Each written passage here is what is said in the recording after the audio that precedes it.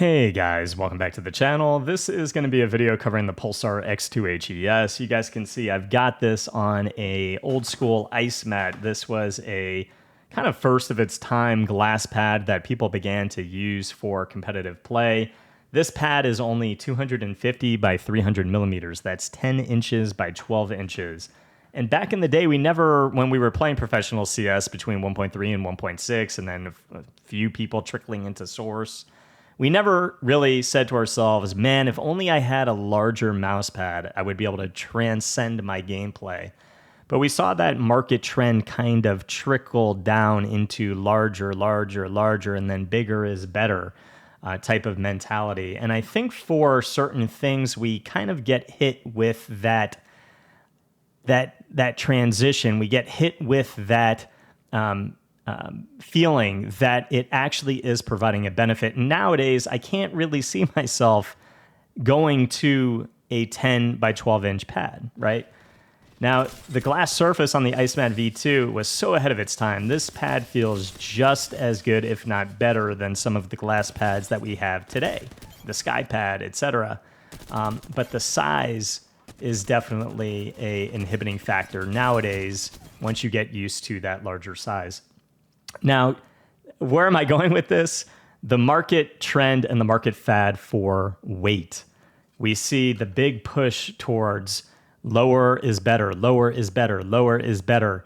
And using the Pulsar X2H ES exclusively for almost 3 weeks and then going to the Beast X and trying to transition back into that 40 grams, it just feels off. The consistency that I get playing on the Pulsar X2H ES at that 63 gram mark just feels better for me overall for more and higher consistent play. Would I take back anything I said about the Beast X in my review, and am I not going to use the Beast X? Of course I am, because it's still fun to play with a mouse that is as light as it is, and magnesium and that push towards newer materials. I don't see myself just sticking to heavy mice because it's fun to use and things like that. But I have to just say, I just find myself noticeably playing more consistent on the Pulsar X2H ES. Getting weight out of the way and just getting to the build quality of the Pulsar X2H ES. This is a mouse that definitely feels like the most buttoned up Pulsar mouse that I've had to date. I can't speak of the entire batch, but the side play on Mouse 1 and Mouse 2, you guys can see with quite a bit of force, the Mouse 1 and Mouse 2 plastic does not kind of pull apart like other mice such as the G Pro Superglide. It is very minimal and again takes quite a bit of force. I have no switch grinding over the opticals, and the opticals do feel like the most buttoned up version of a Pulsar mouse for me to date. I do wish that the switches were Omron opticals. I've kind of just grown to love the clickiness and that feel being a little bit more like a mechanical switch on the Omron opticals. In terms of pre and post travel on Mouse 1 and Mouse 2, pre-travel is so minimal, it is almost non-existent, and post-travel is likewise almost non-existent. We're talking about a very minimal variance for pre and post travel. I did not like the default skates. I've swapped those to Tiger Ace V2 dots. Everything on the bottom of the mouse works as intended. I can change my DPI. I got the OLED screen there. And of course you get the ability to change your hertz pulling rate and your liftoff distance. You see your battery life, and you have the ability to change motion sync from on and off.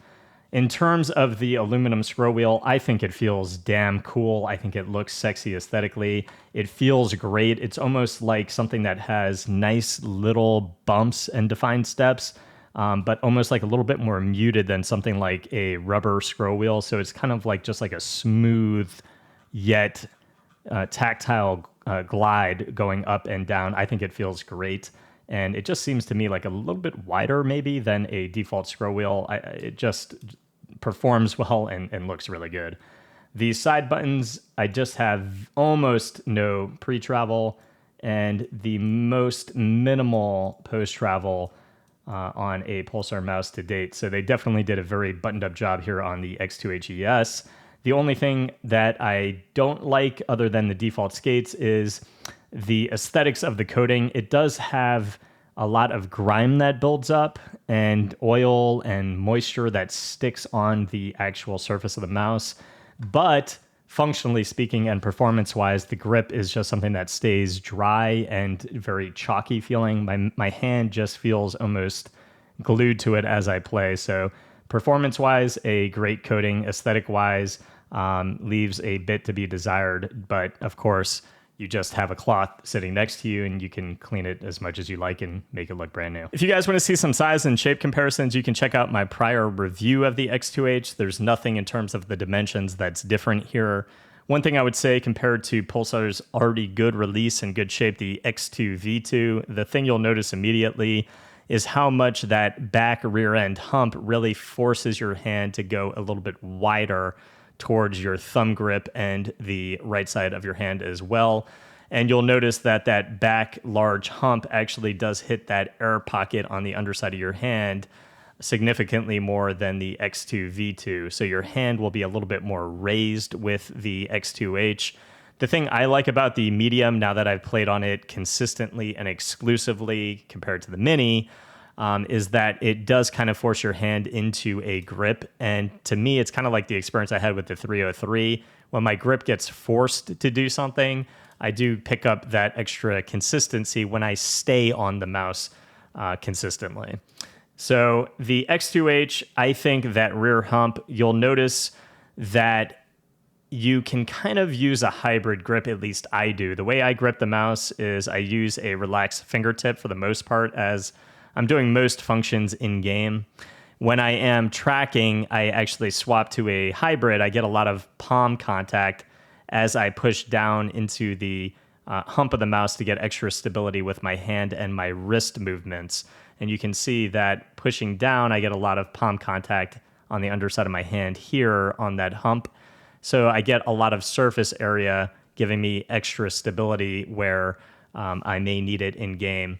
I can also do that with the X2 V2 to an extent, but you'll just notice that it feels quite a bit lower and your hand won't feel as flared out with your thumb on the X2 V2. For me, it's just a more of a noticeable feeling in that surface area, pushing up higher on the underside of your hand. I think it feels good and it translates well for me into consistency in tracking. So guys, that's really it for this video. Just my thoughts regarding the weight and the design decisions behind the X2H ES.